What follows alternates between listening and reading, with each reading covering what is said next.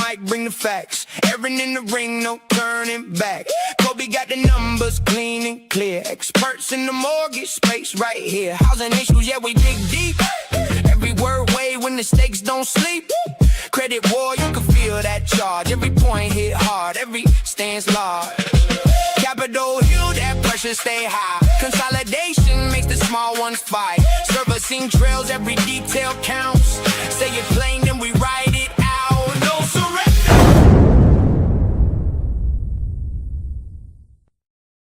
Episode 4, another lively week in mortgage. Hello, friends. Hello. One of the weirdest weeks in mortgage in a very long time, right? Huh. It is, yeah. Although before we get started, I do want to acknowledge it is June, and therefore I do want to wish Coby happy Pride Month. So it's that. Thank you. Yes, of course. Yeah. It's also National Homeownership Month, which I'm also very proud about. Yes, love that. My pride runneth over. We have a lot to cover today. I had a loss this week, so I would like to talk about that a little bit. And we're going to have a quick funeral here. Director That's why I wore my Pulte. white shirt. I appreciate that. Director Pulte. We're going to talk about him. We're bringing on a very special guest, a Washington insider. Housing shortage, Berkshire Hathaway's acquisition. Erin makes the claim that the 30-year mortgage is no such thing anymore. There is no such thing as a 30-year fixed mortgage. That'll be interesting. Urban Institute says that we should allow a 100% FHA mortgage. So we have a lot to unpack here. But before we do that, last week, you guys, you may recall that you made fun of me for wearing a shirt that is something that's very meaningful to me. I don't know what you're pointing at, Erin, but I've got this shirt that I wore last week, and I've had this shirt since 2009, and it's been through a lot with me. And it's been like the shirt, when I show up with this shirt, I got my game face on. My confidence is at a record high. I sleep with this shirt. Actually, I slept with this shirt. So these guys made fun of me last week on the podcast, and after a lot of deliberation and many, many tears, well, you know what? I'll let this speak for itself. I love this shirt. Other question? Court. If you're in court today. Hey Greg, what's up, man? You look so sad. It's this shirt. I loved it. I loved this shirt. And then I got made fun of. And now I don't know what to do. Sadly, I think this could be the end. Could be the end. The end? The end.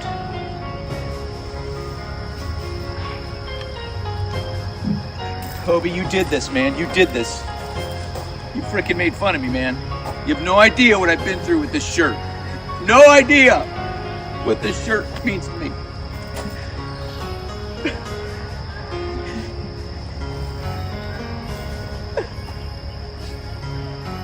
Oh. Look at this.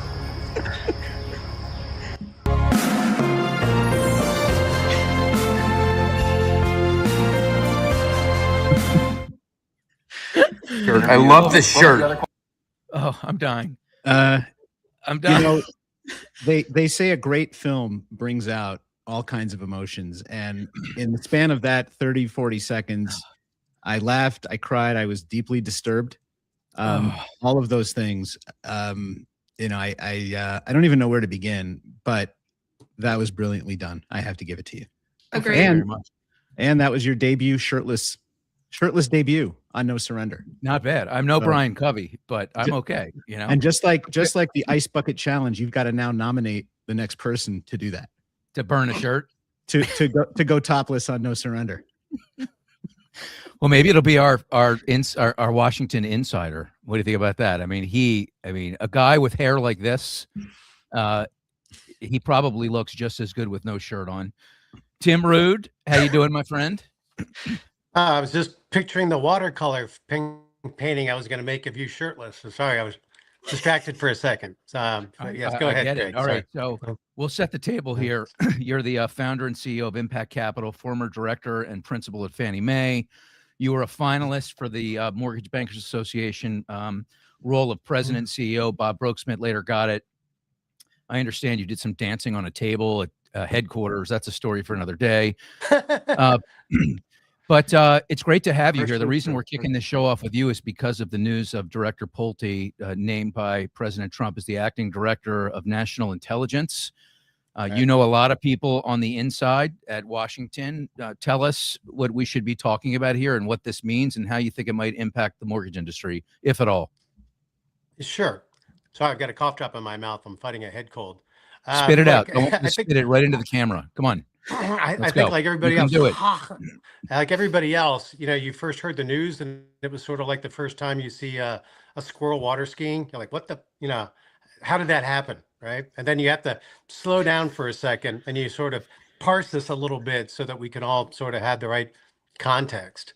First and foremost, I mean, it sounds like Pulte really pitched the president. I'm not quite sure if he went to Mar-a-Lago, but he went there with a pitch. And I think the pitch largely was, hey, look, here I am. Here's a guy who's been, a loyal servant to you. You can't argue that the guy is certainly trustworthy. He's gone through some pretty choppy waters at FHFA. You just think about, the going after Adam Schiff, Letitia James, Lisa Cook. Those are pretty dicey topics. And he made it through it while those things haven't ultimately landed in convictions. There's no doubt that he made it through without leaks. And this town leaks like a sieve. I don't need to tell you guys. There was no leaks. No one broke ranks. A couple of people who maybe disagreed with him found themselves, let's just say, unattached from their respective agencies. But net, if you look at his portfolio, on top of the fact that he's a trusted resource or a trusted advocate for the Trump administration, if you looked at it objectively, he comes to you and says, hey, look, I'm already running a $10 trillion portfolio for you. You're like, good argument. I'm already running, 2 organizations that make $25 billion a year for you. Okay, good argument. I've got my hand on the joystick for the entire housing market, $70 trillion market, mortgage markets. You need somebody you can trust here to cover this vacuum while Gabby is gone, or Tulsi Gabbard is gone.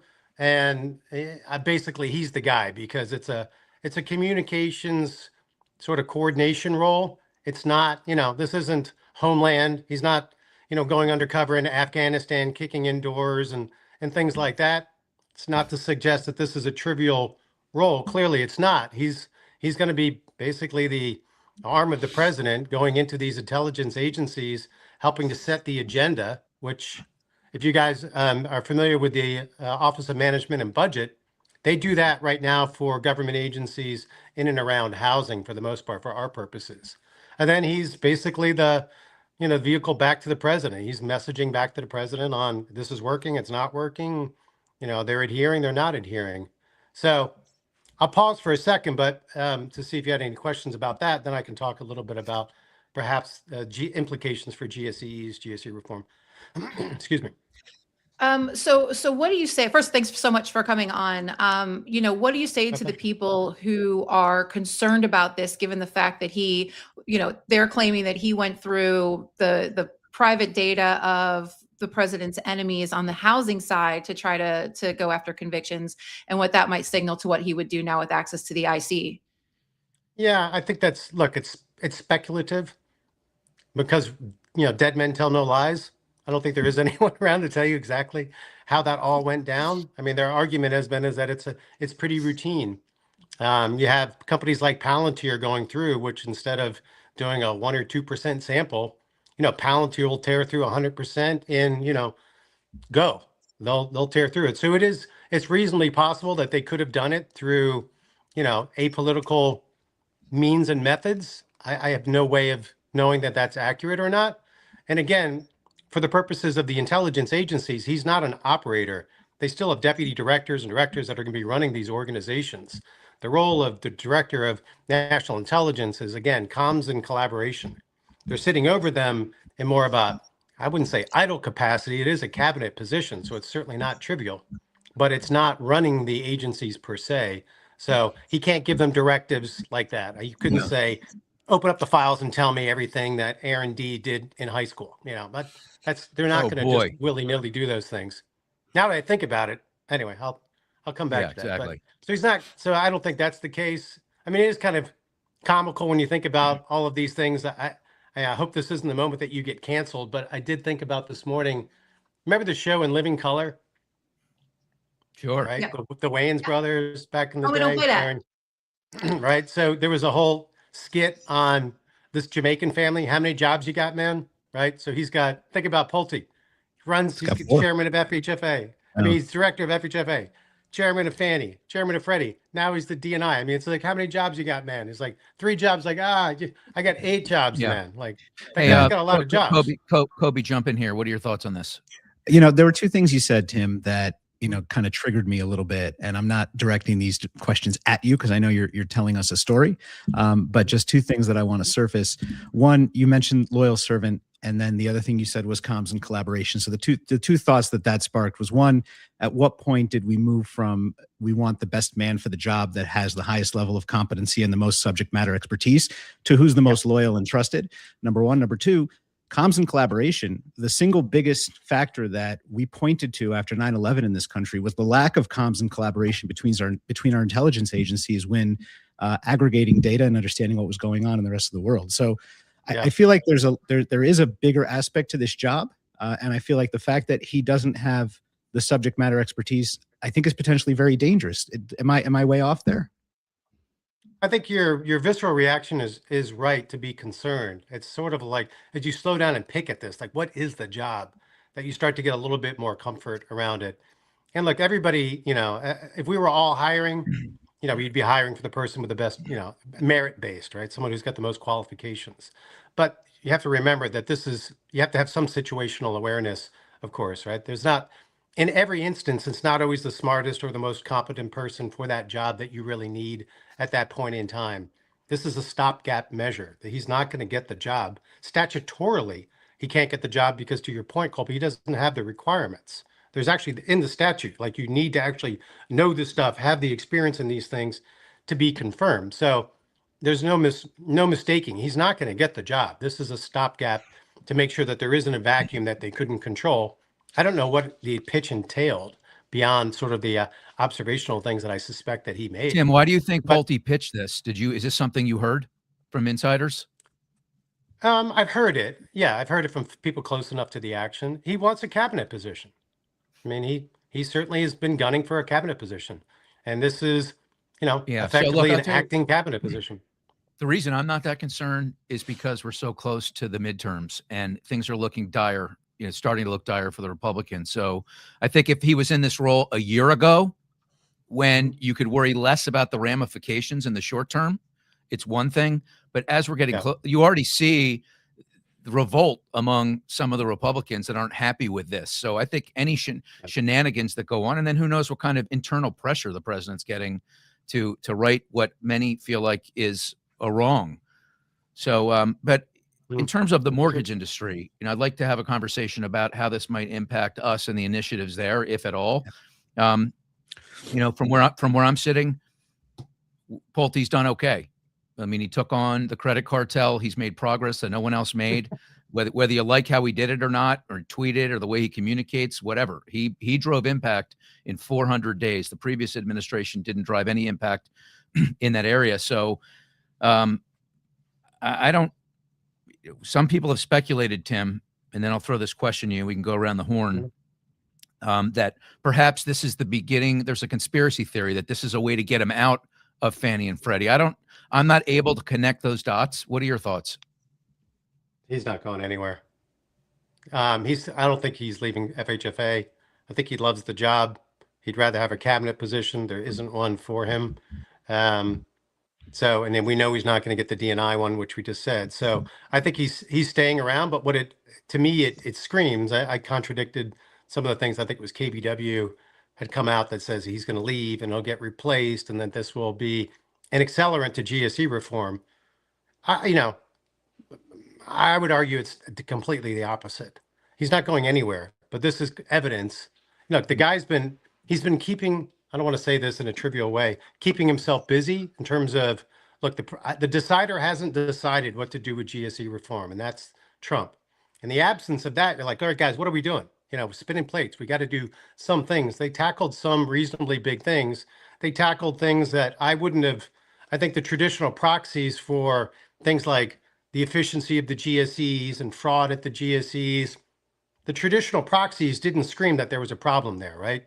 You make $2.5 million per employee net, and delinquency rates begin with a point. Okay, those don't scream that this is an inefficient organization with credit problems, right? So I think that they've been doing things that are important sort of out on the fringes, but the energy that you get from the GSEs, from FHFA, from the Hill, is just there isn't a lot of energy.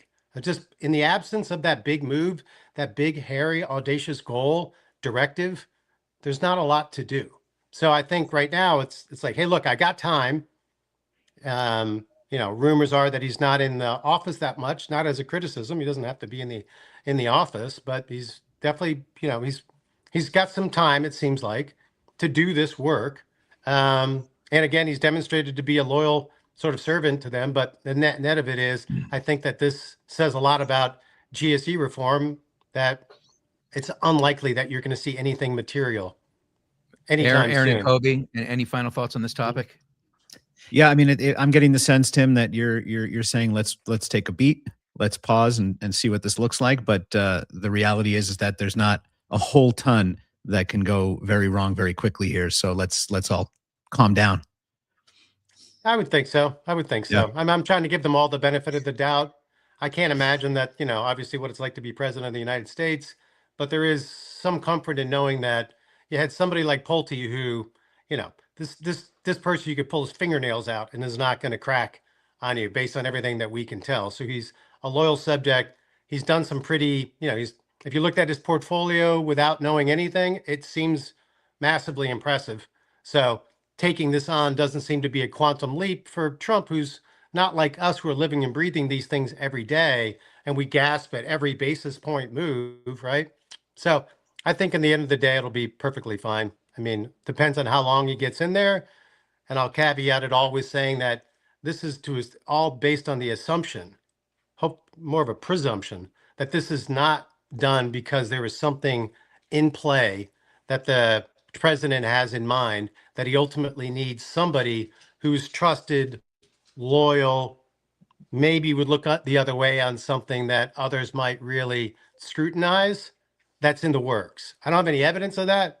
That would be the only thing that would give me pretty great pause at this stage, that something gets teed up in the intelligence community, his sponsorship, Pulte's sponsorship of it becomes critical, and it gets flagged through to the detriment of whatever. Obviously, we don't know what it is.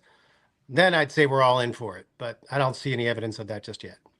It's my understanding he can be here for 210 days, right? He can keep this position. So I think it's important to note that gets us past the midterms and allows Trump time, once he sees how bad the midterms truly are, to decide how to proceed with a long-term candidate. Yeah. Tim, I also saw, I read somewhere that, can you guys hear me okay now? Am I back? Mm-hmm. I'm on a hot, Yeah, good timing. Good timing that my internet completely went down and now I'm on a hotspot. I love it. The no surrender gods are like, just shut this guy up. But I had read that it's 210 days, but then even though they know he'll never get confirmed, they can put him back up.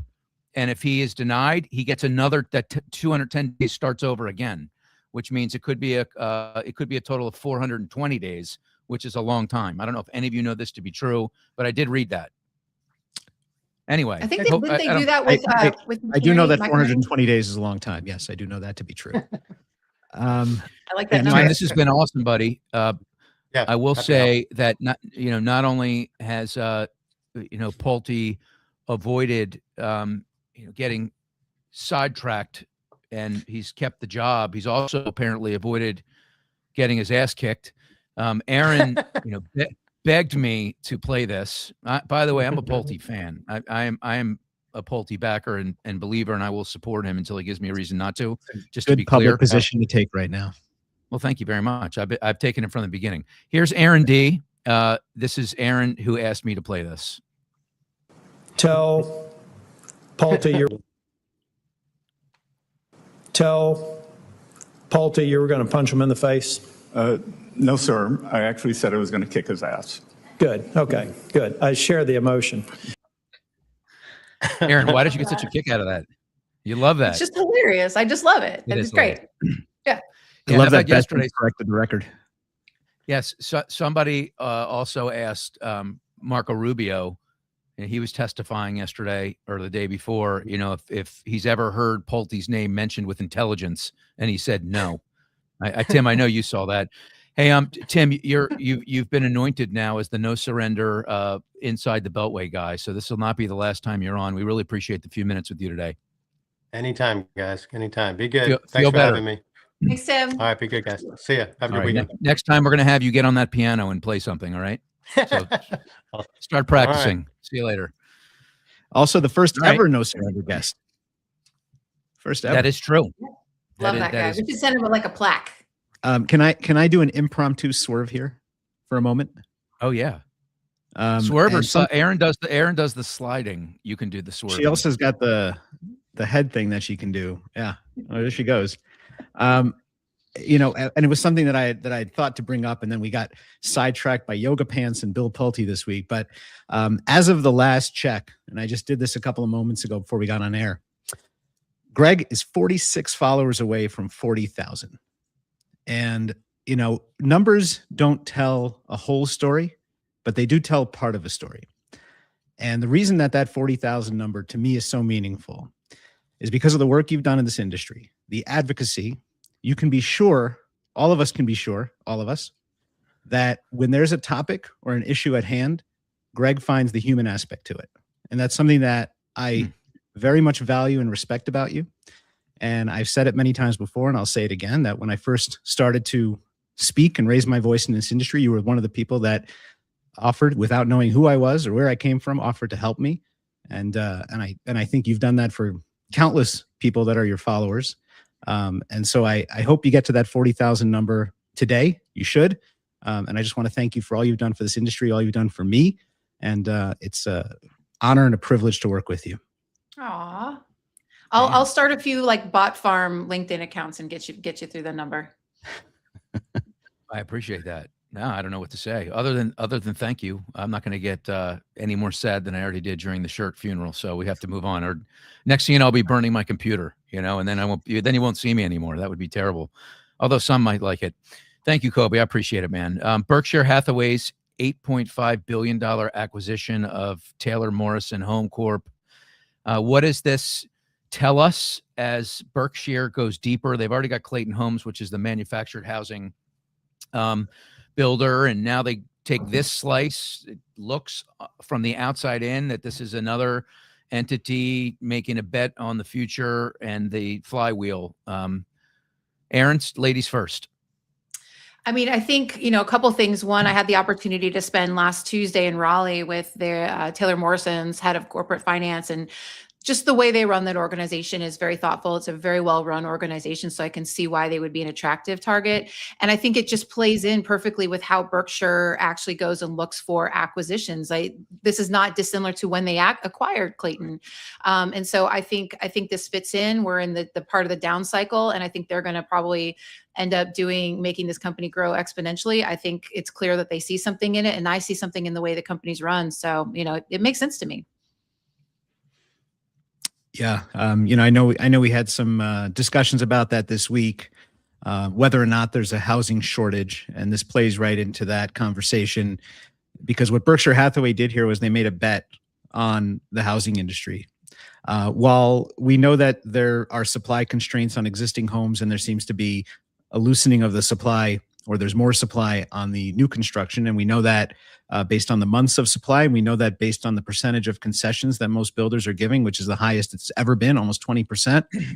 So those two bars tell the story. But we know that eventually we're going to have to build more homes in this country. We've not built enough homes ever since the Great Recession. We're running at a deficit. We're adding homes, but we are running at a deficit. And there's certainly nuanced discussions to be had around that. But what Berkshire Hathaway did here was they made a bet that eventually we're going to need more homes. And though the regulatory costs are still what they are, though the cost of labor and materials are still what they are, the market is going to demand more homes. And this was a pretty large bet.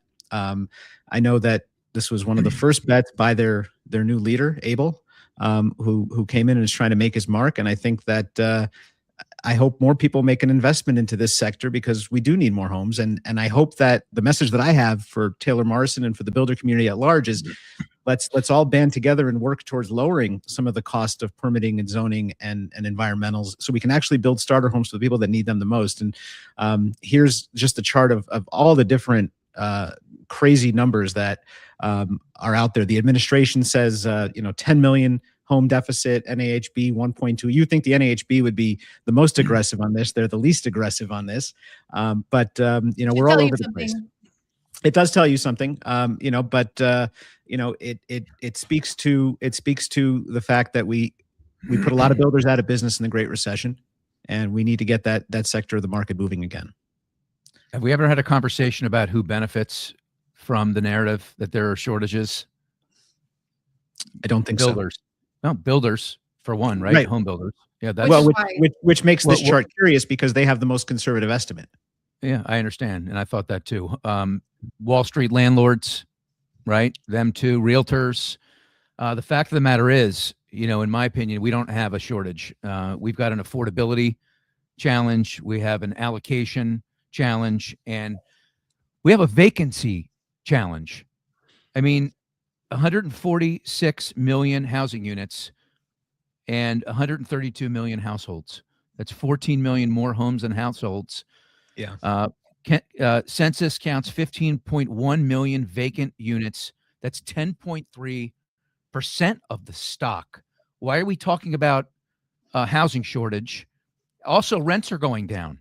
That's the complete opposite of what normally happens when you've got a shortage, Erin, right?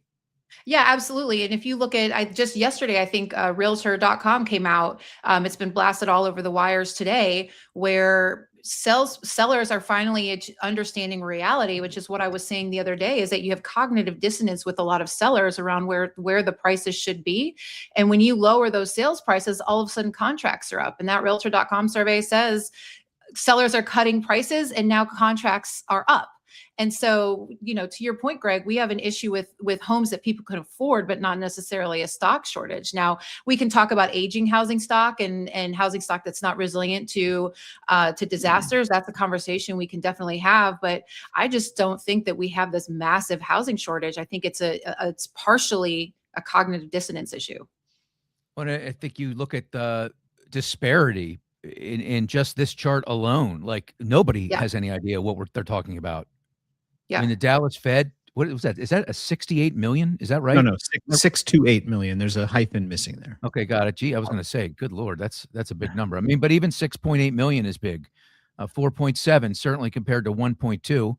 And there have been some people that have come out and said that it's not even, there is no shortage. I think we've also, I've written about this many times. Like, China has got very strict limits on what you can do. You can't even buy, if you're an outsider, you can't even buy a home unless you've lived there for 1 year. Okay. And then you're limited to one home, and it's a leasehold. It's not even a freehold. And here we are allowing people to come in left and right, buy up our houses block by block. That's a problem. We've created this narrative and we've created this problem. And that's why I'm in favor of tightening it up. And I don't think they're going far enough with big corporations and the, however many units cap that they're proposing. Who knows if that even goes through. Any more thoughts on this or what I just said?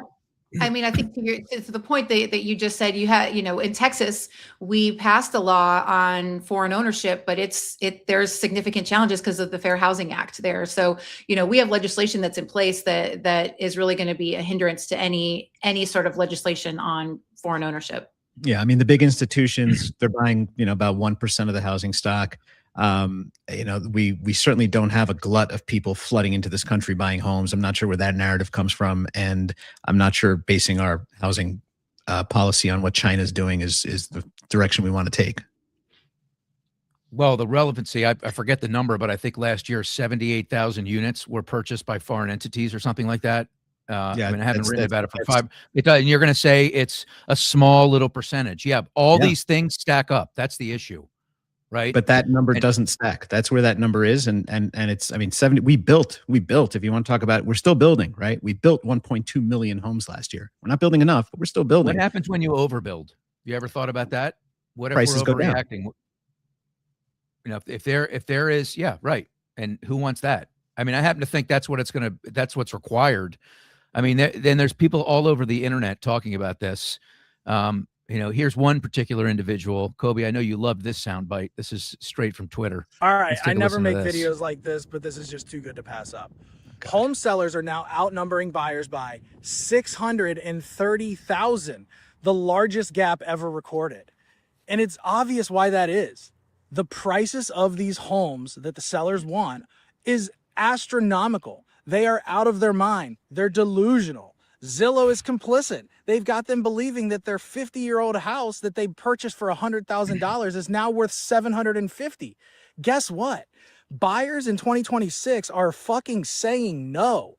We are not paying for that old bullshit that you think is worth that much money. Get out of here. Yeah. I mean, the rantings of a guy who's obviously hanging out in a beer garden. I think he crushed a can against his forehead as soon as he was done recording that. 600, where's the evidence of any of that other than, some dude trying to get likes on Twitter? How's he qualifying what a buyer is? That's my first question. Well, why don't you, Greg, can you throw my graph up from Housing Wire? Shout out to Housing Wire Intelligence, We right? love Housing Wire. Let's go, Clayton. Diego, Shout and out. Floyd. All right. So I pulled this. This is just for Florida. So this is looking at inventory price reduction pending home sales, right? And so when you look at when prices are reduced, your pending home sales skyrocket up, right? And so to me, this is just data to support. We have a sales price and a seller's sales price expectation issue. And when you bring those prices down to something that's one, more affordable, and two, more in line with what buyers think a home is worth, then your house actually moves. For sure. I mean, we also have a lock-in problem, but that is starting to diminish. I posted about this yesterday. There are fewer people that have a rate below 3%, below 4%. That's starting to loosen up. I mean, where was the housing shortage narrative in 2019, 2020? Coby, any opinion on I think a lot of this is just the fact that people aren't moving because of a bunch of factors. I mean, and not the least of which is the economy, inflation, people having to make choices, which we talked about last week. There's a lot at play here. This is the most complicated housing picture I can ever remember. Yeah. I mean, look, you have to, if you want to go back to 2019 and talk about why wasn't the housing shortage part of the narrative back then? Well, housing prices were about 45% less than they are right now in 2019. So it wasn't as big of a problem from an affordability standpoint. And you're absolutely right. We do have an affordability problem. But you're making our point though, aren't you? No, I'm buttressing your point. Oh, when you talk about what creates an affordability problem, it's the payment. The house payment creates part of the affordability problem. What raises the house payment? Higher prices. 40% higher prices mean a 40% higher mortgage, mean a 40% higher payment. Tack on interest rates that are 6.5% instead of 4.5%, and there you go. Taxes.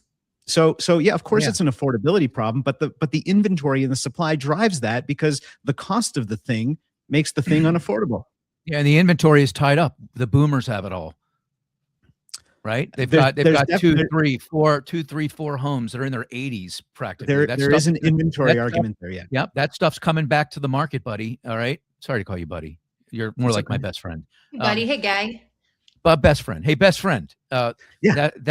So there's that. There's the 78,000 properties, and as you would say, none of them are big. But again, in aggregate, they all land one way or another. I'm not saying all problems are equal. And we do have, and part of the inventory struggle that we do have is exactly what you said. It's people that are aging in place and not moving the way that they used to in this country. People are also aging and they're getting older and living longer. My grandmother just turned 101. Well, she did, and then she died. But sorry, Erin, there was a bad. I was going to say we should have her on the show, but never mind. Yeah, we that ship sailed a little bit, but she made it to 101, and there's so many people out there that are now, making it into their 90s and 100s. And my grandmother died in her own house. People are staying in their homes for longer. They're living longer. And that is certainly creating a transfer of wealth problem and an inventory problem. And we have to acknowledge that. Coby, I don't want to end this topic. We're going to go on to Erin's argument that the 30-year fix is a thing of the past. But I don't want to leave out the impact that the new condo policy is having, in your opinion, on some of these problems. Yeah, you throwing that to me or Erin? That's you, buddy. You were Okay, hot. yeah, I You mean, were hot. You were all hot. You were hot and bothered on this week. Yeah, so I mean, bring it up. we talk about. I mean, if you want to talk about the FHFA and GSE policies, I mean, this is one of them that they changed, and we talked about this on a show I think 4 or 5 weeks ago, or might have been longer than that. The changes to FHA and what that's actually going to do from a supply constraint problem. Taking more condos out of the mix because more condos are non-warrantable, raising the reserve requirement, the getting rid of the streamline, all of those things. I mean, in an era where we're trying to figure out how to lower the cost of home ownership and bring more inventory to market, and we see it starting to affect areas like Florida, where that is condo heavy and already has had issues with condos over the last few years.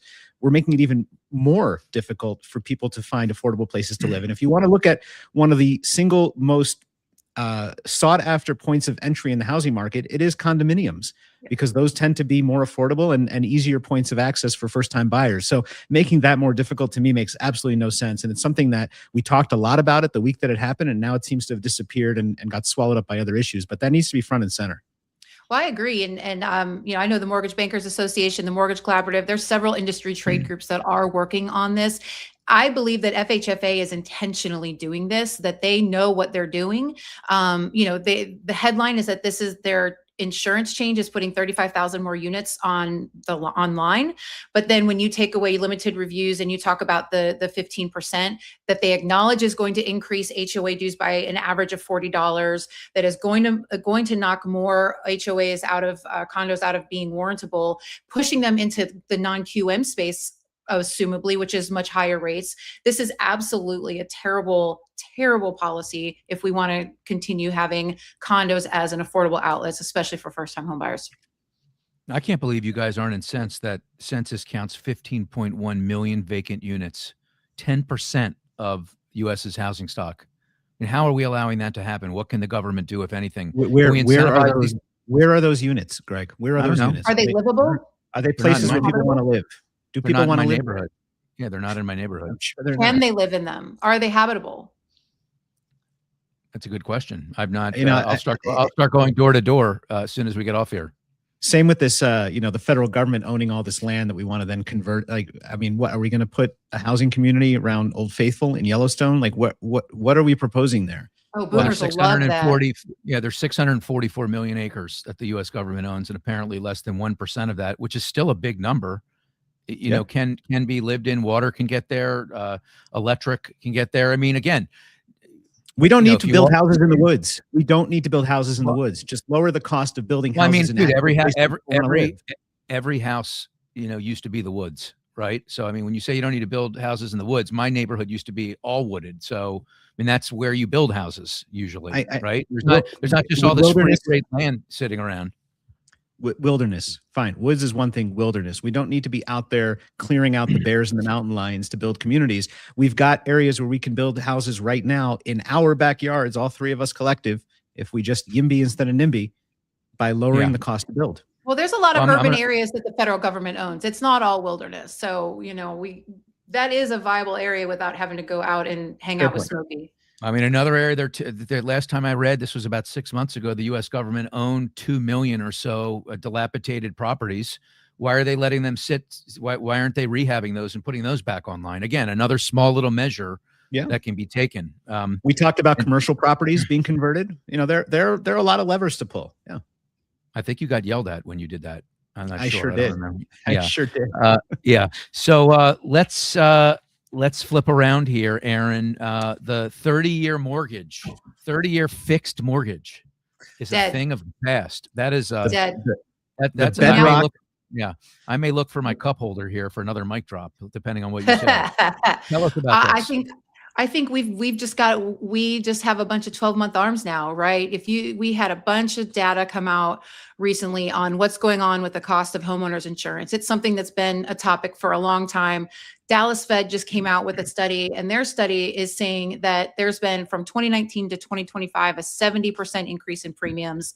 The HOI used to be 10% of your total payment. Now it's moved up to 14%. This graph right here shows the annual increase in insurance, and it's outpacing even inflation, which has been absolutely insane. And so now we're so proud of our 30-year fixed rate mortgage, but when you have every single year, and I'm not even talking about taxes here, this is just insurance, your insurance is going up significantly by double digits every year. I think 26, it's only going to go up by 9%, so not double digits, but still increasing. You don't have a 30-year fixed rate mortgage anymore. And I think the whole point I'm trying to get to here is are we stress testing borrowers who are on the threshold of our DTI limits when we're especially in areas where these homeowners insurance rates are going up so significantly? And we're talking about the number of delinquencies increasing. And if you talk to anybody in the servicing world, especially in the FHA servicing world, they'll tell you that escrow adjustments is the leading cause and the leading driver of delinquencies. And the Dallas Fed is saying that these increases are going to continue to increase into the future, right? They're anticipating over 200,000 additional delinquencies per year because of this. So this is not something that it's been a rough couple of years, but we're going to level out and go back to how it always was with having fairly consistent premiums. I think we do need to stop and take a look and say, are we stress testing borrowers in this environment properly? I mean, how much do you stress test them though? Do you start capping DTIs in these troubled areas to 30? Then it becomes punitive. Are there some areas of the country where people shouldn't even be living in anymore? Right now, things have stabilized, Coby, because, we haven't had too many disasters. There were the Palisade fires, obviously, but it's been relatively quiet over the last year to 18 months or so, but that can change really fast. So how should we be thinking about this? And what can the industry do to mitigate the consequences of what is inevitably going to be another incident that's debilitating? Yeah, I don't think you're way off base when you're talking about capping DTIs in certain areas. We already have areas of the country that we determine our flood zones, that we determine our higher risk, and we have different rules for condos in Florida because of some of the things that happened there in the past.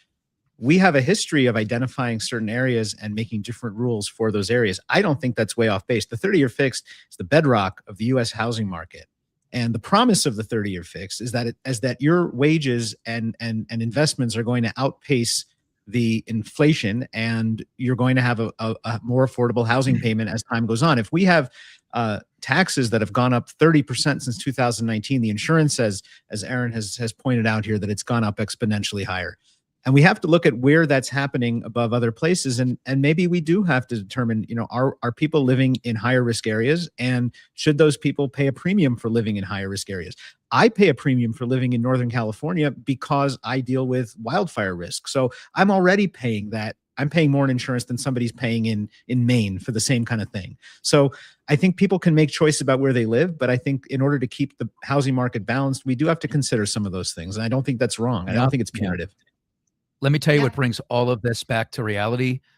Reduction in home prices by 20%.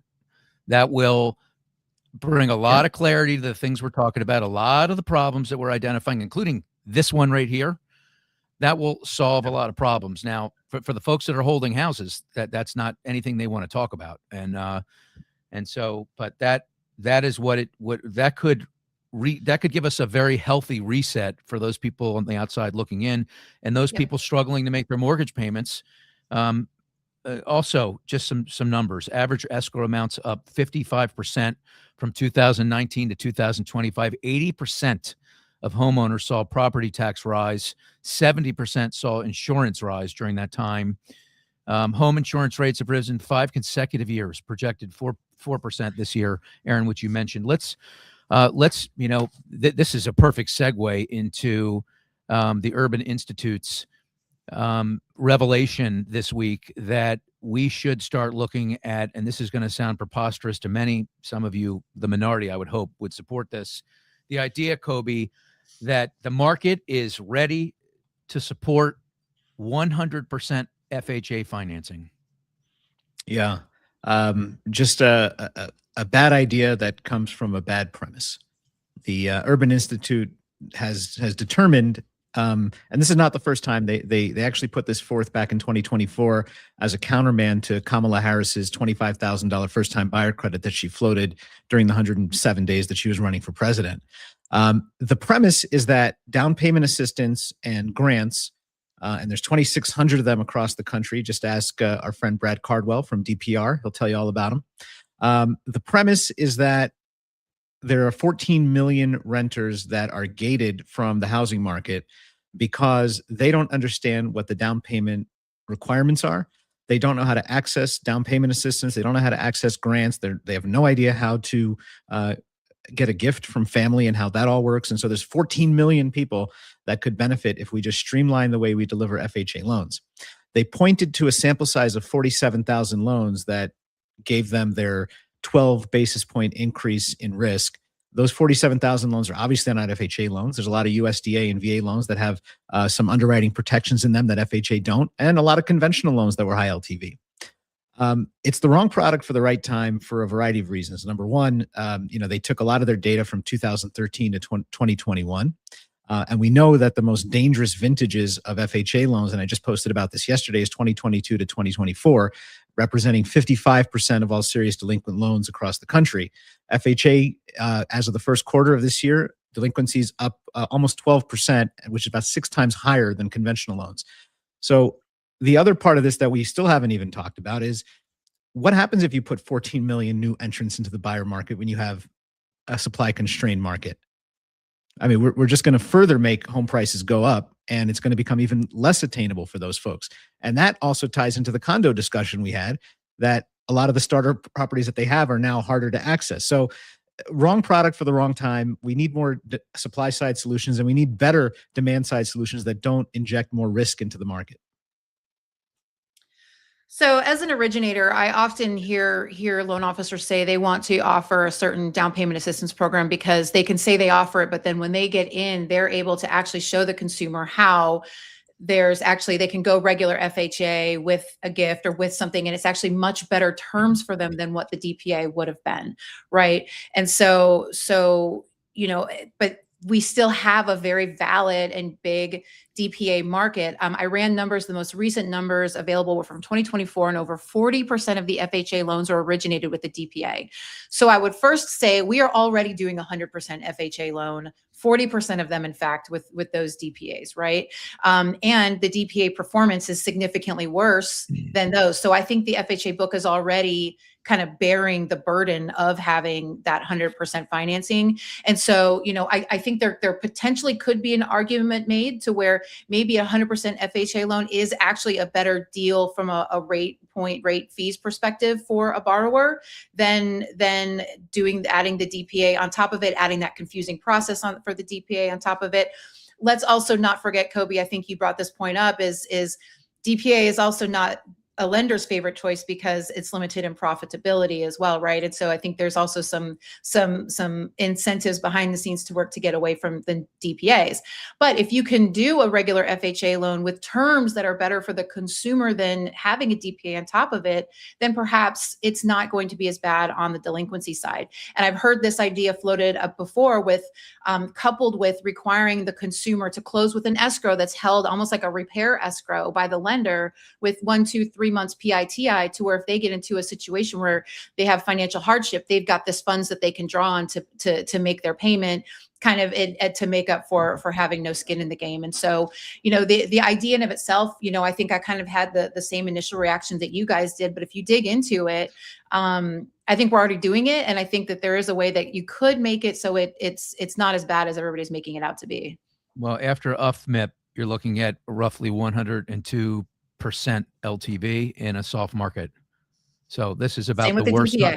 This is about the worst time I could think of to pull this product out of the mix here. I don't exactly know what the impetus is for them, where this came from, or you guys may know more of the history on it. Coby, do you know anything about it? I mean, the little bit of digging, if you think about who underwrites the Urban Institute, it's a lot of big lenders. And to Erin's point, if it makes it easier to do just a straight 100% LTV loan versus having to get the DPA into the mix, then perhaps that's the agenda, is to just make more of these loans easier to make and more profitable. Yeah, I mean, they've talked about guardrails, 700 credit score. But look, one of the reasons they'd be doing this is because it's very clear that folks don't have the money to put down the 3.5%. So why would you hand the keys over to somebody in a climate where delinquencies are rising and prices are softening? It just maybe another day. I mean, it's an interesting argument you make, Erin. Not an argument, but you really dug into the data. I appreciate the work you did on this, and it's definitely something worth keeping an eye on. If the market, if and when, because we know all this is cyclical, when the market gets a little bit better, then certainly it'll be something to look at. Anything else on this topic? Can we just take a look at my son Benji's swag? Do you guys mind? So No, before I got here today, he's 14. He's just got this swag about him. He just has this cockiness. And where do you get that? I don't know, but Is he the one that wrote my name on your back? No, he is not. That was my friend Erin, by the way. He did a great job. Kudos to Happy Erin, Pride. my dermatologist, who's frozen many things off of his face. That's why I look like this. Anyway, before I got to behind this microphone, I was at my son's middle school graduation today, and so I caught a little glimpse of Benji. He's the only person that was fist bumping anyone. Just take a look at this kid. Very proud. I'm a very proud dad. So.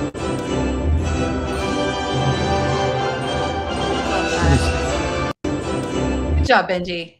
Let me just go back here. Look at this kid. Look. Here he's coming. He's right behind the young lady in the dress. Look, fist pumping people. He's got that. Who does he think he is? He looks like. I mean, what's going on with him? I mean, he the first kid had a gold medal, so that kid was somewhat impressive. But then your kid just had all the confidence I've ever seen out of a kid. I mean, what is he? 11, 12, 13? No, he's 14. You know, 14, we haven't touched on Coby's favorite breaking news story this week yet. Do you know that, Erin? No. You're not aware of this? I mean, I feel like I should be. I'm drawing a blank. Well, we've talked about it. We talked about it in our production meeting, but we'll listen to it and then we'll have a conversation about this right here. Artificial intelligence already touches many areas of our lives and affects decisions that shape human coexistence. It is also dramatically changing how war is waged. Artificial intelligence needs to be disarmed. Whoa. I mean, Coby, I know you were very moved by the Pope here. Well, I mean, first question I have is, isn't that guy from Chicago? What's with that accent? That's a good question. I mean, don't know where that came from. He's lived in Italy for like 10 months and like he's got an accent already. He's using an AI voice modulator. Yeah, I mean, I struggle to opine on stuff that popes talk about, and obviously there's an agenda there. I don't know what his problem is. I think he's worried that anything that lessens the noise coming out of the Catholic Church is a threat to him. So of course he's going to talk down about AI. But I saw this post as well. 88,000 layoffs have been attributed to AI so far. Look at that word though, attributed. And this is the problem I have with stories like this. The easiest thing in the world, if I'm running a company and I'm not doing as well as I am supposed to be doing, and I've got investors or I'm a publicly traded company, well, and I've got to lay a whole bunch of people off. Well, it's not because I did a bad job. It's because, AI is coming in and just making everything so much more efficient. So I look at the World Economic Forum and the fact that they've predicted that by 2030, there's going to be a net of like 170 million jobs worldwide because of it. And then I look at history, and I know you don't like that. You don't like when I look at history, Greg. But if I look at history and I go back to the Industrial Revolution, remember those days? Oh, yes. Very well. Good days. I think you had amazing. You had like 300 followers back then. Yes. Was the stapler made back then? Is that where this came from? That was Not the a first. red stapler. Get out of there. I'm out of staples. There's nothing worse than having a stapler you need and giving it that squeeze and nothing happens. Just the air. We've all been there. I haven't stapled anything in about 15 years, by the way. If you look at all the way back to the Industrial Revolution, Keep going, Coby. Plow through. we don't have worse economic conditions. We don't have depressions. We don't have recessions because of technological innovation. We have times where we have periods of adjustment. The jobs that are there in the world today, most of them didn't exist back in 1940, and most of those didn't exist back in 1870. So the pearl clutching over AI and what it actually means, is it going to have more, and I did a post about this as well, is it going to have more implications in an industry like mortgage, where we're gated by the amount of deals we can actually do? Yeah, and there's going to be some redeployment of the workforce. In other areas on the bleeding edge of document review and clerk style jobs, is it going to have impact? Of course, but those people are going to find other jobs with new skills, and AI is going to produce the environment to have those jobs. So I don't have the same worry that some of the people on this show do, and certainly not the same worry that the Pope does. Well, first of all, I think we now have a bet going that you're just going to say pearl clutching on every single episode.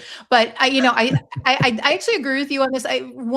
If you read a lot of the layoffs that are being attributed to AI, it's all in anticipation of efficiency gains, in anticipation of. So to me, that just tells me you are overstaffed and you're going to try to not have to scale back up when you get busy. But, that anticipation word we see a lot, to me, is a dead giveaway. Yeah. We talk about AI a lot in this industry from the lens of what's it going to mean for processors, underwriters. But I think it's worth starting to consider it from another perspective. And that is, if there are significant layoffs, many of those people have mortgages. Yes. And how will AI impact the ability to repay? That's something we should look at and start to think about. And I hear what you guys are saying. The truth is probably somewhere in the middle, and even an incremental needle mover is probably enough to have delinquencies rise a little bit. So we'll have to keep an eye on that. And I think I say needle move on just about every show too. So, what does Erin say? Little counter. We've all got our buzzwords. What does Erin say a lot? Ooh, that's a good question. Erin mixes it up. Erin mixes it up. She does a better job than me. Erin, how's the North Carolina living? You've been there now for what, three weeks? Awesome. Almost a month actually. I'm coming up on my month. Living it up. I took my nieces out for a little girl date last night. Took them to a bougie dinner. My 9-year-old niece got a lamb shank and literally ate every single piece of meat off the bone, stripped it in like an expensive restaurant. And I am here for that energy. That is your DNA at work right there. Straight up. Yeah, I saw a picture from that event. It's funny that you mentioned that, because I was trying to pull this up so I could have this ready today, but I wasn't able to pull it off. But I believe that you were looking very animated in the picture. Those are those your nieces? Yeah. Your aunt. What do they call you? Aunt Erin. Auntie? Aunt Erin? Aunt Erin. They call me when they want me to buy them something. I get that. Well, this has been a great show. We covered a lot of ground. We did. Hey, one thing I do want to say, I should have said this when we had Tim Root on. If you are not following him on LinkedIn, his Impact Capital, they do like a daily news brief. It's a great follow, gets you summed up, and definitely follow him on LinkedIn if you're not. I'm going to follow him. I do follow him, but I'm going to follow him even more closely because I'm very interested in his hair. He's the best. And his hair is amazing. I'm interested in the time frame on his cold and how long he'll be sucking on that cough drop. He probably still is. He was really working that. Yeah, we should at least 210 days. Yeah. This has been great. Nyung, thank you in the background for doing what you do. She's amazing. And this is what, our fourth episode? Yeah. Best yet. I had my internet crapped out in the middle of this. It's amazing that I was able to pop back on. Thanks for the love and the support. And we'll see you again next Thursday at 1 p.m. Yeah? All the love. Until then, so long. Ready. Peace. See what we can burn between now and then. Later. No surrender on the show. We go toe to toe. What's fair? What fails? Who gets